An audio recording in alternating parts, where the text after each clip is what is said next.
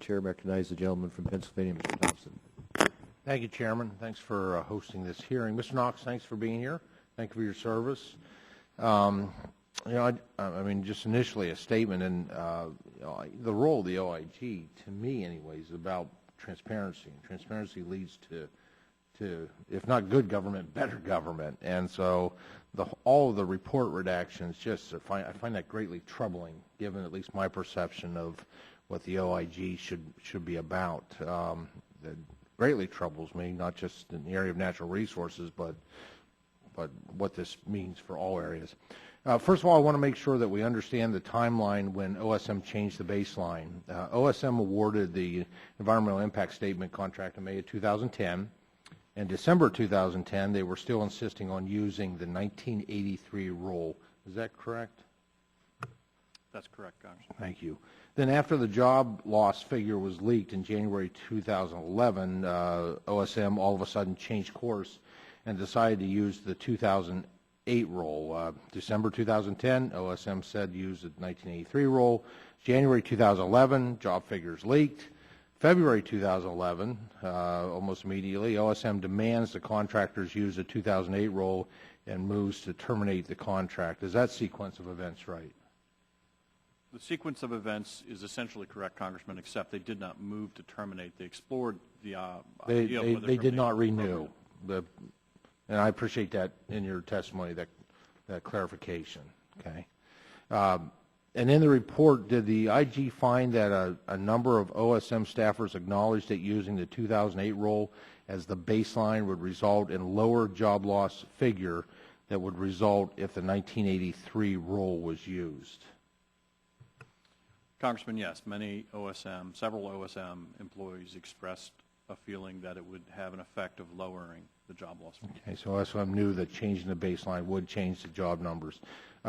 Next, I want to ask you about where the two rules apply. The 2008 rule is not in effect in my state of Pennsylvania. In the vast majority of the country, the 1983 rule is still in effect, and that means that the reality for my constituents and for most of the country is that the 1983 rule is in effect. So the number of job losses across the country from this new rule will actually be more severe. Is that correct? It's my understanding that the 2008 rule is only in effect in the states of Tennessee and Washington, and that all other states would be affected, therefore, by the use of the 2008 rule and calculations. And within your findings, was there any determination that what the consequence of applying the 2008 rule in it sounds like the vast majority of the country where it has not been followed, that would result in that basically would change the job numbers? In our investigation, we repeatedly heard that proposition from people we interviewed, but we never did get presented with any sort of calculations that would compare the outcome between the two rules. But you did affirm that in your testimony, in your findings, that the OSM staffers knew that changing the baseline would change the job numbers. That's correct. Okay.